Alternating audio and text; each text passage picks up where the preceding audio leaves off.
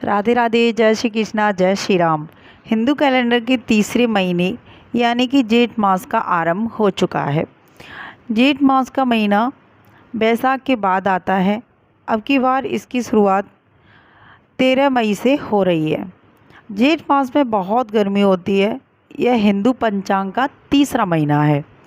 इसमें गर्मी अपने चरम पर होती है। इस महीने में प्यास लोगों को शरबत पिलाने का खास महत्व शास्त्रों में बताया गया है। हम जानेंगे कि जेठ मास का जो महीना होता है मई में कब से शुरू हो रहा है। जेठ मास को तपस्या, संयम और सेवा का महीना मानते हैं। इस महीने में गर्मी बहुत तेज़ होती है, इसलिए जल दान, व्रत और पूजा करना अच्छा माना जाता है। जेठ महीने को जेठ माह भी कहते हैं। इस महीने में सूर्य देव और वरुण देव की पूजा करने से लाभ मिलता है। इस साल जेठ का महीना 13 मई मंगलवार से शुरू हो रहा है। यह महीना 11 जून बुधवार को खत्म होगा। जेठ माह के कृष्ण पक्ष की प्रतिपदा तिथि 12 मई दिन सोमवार को रात 10:25 से शुरू होगी। यह तिथि 13 मई की देर रात तक रहेगी। इस तिथि का समापन 13 मई दिन मंगलवार को देर रात 12:35 पर होगा। इस तरह से जेठ माह 13 मई से आरंभ होगा। जेठ महीने में कई खास त्यौहार आते हैं, जैसे अपरा एकादशी, शनि जयंती, वट सावित्री व्रत, गंगा दशहरा और निर्जला एकादशी। ये सभी पर्व जेठ महीने में मनाए जाएंगे। इस महीने में पूजा पाठ का बहुत महत्व है। साथ ही इस महीने का महत्व शास्त्रों में दान पुण्य के लिए बहुत ही खास माना जाता है। अपरा एकादशी एक खास दिन है। इस दिन भगवान विष्णु की पूजा की जाती है। शनि जयंती पर भगवान शनि की पूजा होती है। वट सावित्री व्रत में महिलाएं अपने पति की लंबी उम्र के लिए व्रत रखती हैं। गंगा दशहरा के दिन गंगा नदी में स्नान करना बहुत शुभ माना जाता है और निर्जला एकादशी में लोग बिना पानी पिए व्रत रखते हैं।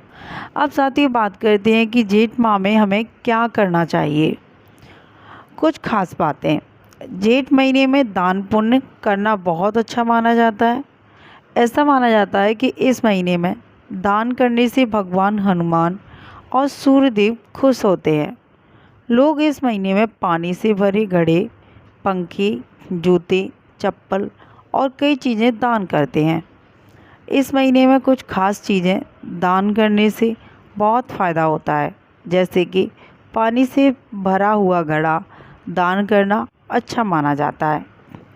अब साथियों बात करेंगे कि जेठ माह में हमें कौन से कार्य नहीं करने चाहिए जिसका प्रभाव हमारे जीवन पर नकारात्मक पड़ता है। तो जेठ महीने में कुछ खास चीज़ों को ध्यान में रखना ज़रूरी है। जेठ के महीने में मसालेदार चीज़ का सेवन नहीं करना चाहिए। दिन में एक बार भोजन करने का प्रयास करना चाहिए। लहसुन और राई जैसी गर्म चीज़ों से भी दूर रहना चाहिए। बैंगन और मूली का प्रयोग भी नहीं करना चाहिए, क्योंकि इसका सेवन करना संतान के लिए अच्छा नहीं होता है। इन बातों का ध्यान रखकर आप जेठ महीने को अच्छे से बिता सकते हैं। जेठ माह में हमें किसी गरीब को नहीं मारना चाहिए, नहीं सताना चाहिए और किसी गाय को भी नहीं मारना चाहिए। लोग अपने खेत में चरती हुई गाय को मारते हैं, तो जेठ माह में इन सभी चीज़ों का ध्यान रखें। किसी गाय माता को न सताएं, किसी गरीब को न सताएं। हो सके तो उनकी मदद करें, लेकिन किसी को जेठ माह में कष्ट ना दें। साथियों, जेठ माह में आप जब भी कोई व्रत रखें, उस दिन आप अपने आसपास रहने वाले किसी भी पंडित जी को बुलाकर उन्हें भोजन करा सकते हैं। जैसे आपने निर्जला व्रत रखा हुआ है, निर्जला एकादशी का व्रत, तो उस दिन आप पंडित जी को भोजन कराएं। उससे पहले एक और एकादशी आएगी, उस एकादशी को भी आप पंडित जी को भोजन कराएं।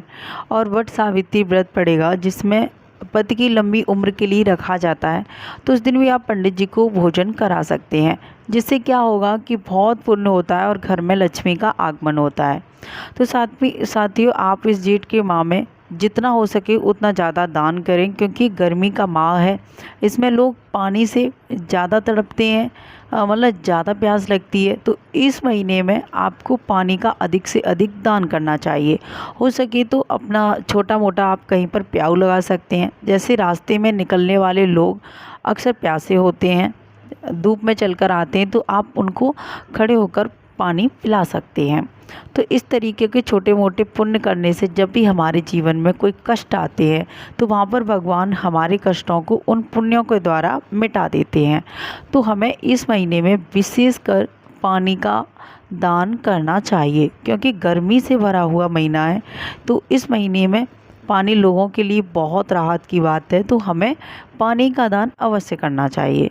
हो सके तो पानी को मीठा दान करें, जैसे शरबत बनाकर दान करें तो उसका और अच्छा लाभ मिलेगा। मौसमी फलों का दान करें, आप किसी गरीब को दान करें मौसमी फलों का, गरीब के बच्चे हैं उनको दान करें, जैसे कि खरबूज है, तरबूज है जिसमें ज़्यादा रस होता है, आम है, पपीता है, आप इन फलों का दान कर सकते हैं जिनमें ज़्यादा रस हो, जो ज़्यादा ठंडे हों, क्योंकि जेठ का जो माह होता है वो गर्मी से भरा हुआ माह होता है।